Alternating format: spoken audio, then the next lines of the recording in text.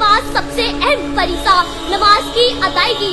अल्लाह रब्बुल इज़्ज़त ने कुरान मजीद में 80 से ज़ायद मुकामात पर इरशाद फरमाया, अक़ीमुस सलाता, यानी नमाज कायम करो, क्योंकि मेरा अल्लाह, मेरा मालिक, मेरा खालिक रहमान है, रहीम है, अजीज है और मेहरबान है।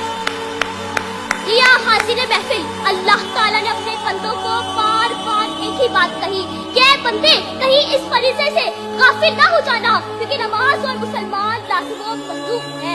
नमाज के बगैर नहीं तो ईमान का दस्तूर है और नहीं इस्लाम का। सफीर वक़ार, अल्लाह की रज़ा का सबब नमाज, ईमान का जुज़ है नमाज, बदन की राहत नमाज, अंबिया अलैहिस्सलाम की सुन्नत नमाज और फरिश्तों का महबूब अमल नमाज।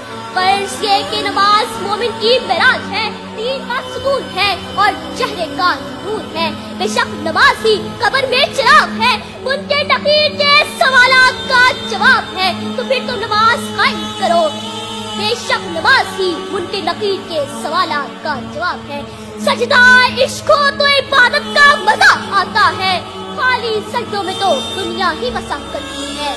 ऐ मेरे रब, मेरी दुआ है कि हम सबको नमाजों और सजदों के जरिए रुजू करने वालों में शामिल फरमा दे, आमीन। तो फिर तो नमाज कायम करो, कहीं तुम्हारा हशर भी नमरूद, फिरौन, कारून और हमान जैसे बदबख्तों साथ न हो। नमाज कायम करो, क्योंकि यही मोमिन की मिराज है, दीन का सुकून है और चेहरे का नूर है। बस अपने किरदार का तू गाजी बन जा, जीत ना पाए कोई तुझसे, ऐसी तू फांसी बन जा। तोड़ने वाले खुद बनाएंगे मसले अपनी, शर्त ये है कि पहले नमाज़ी बन जा। वाह वाह वाह वाह वाह वाह वाह, फातिमा बतूल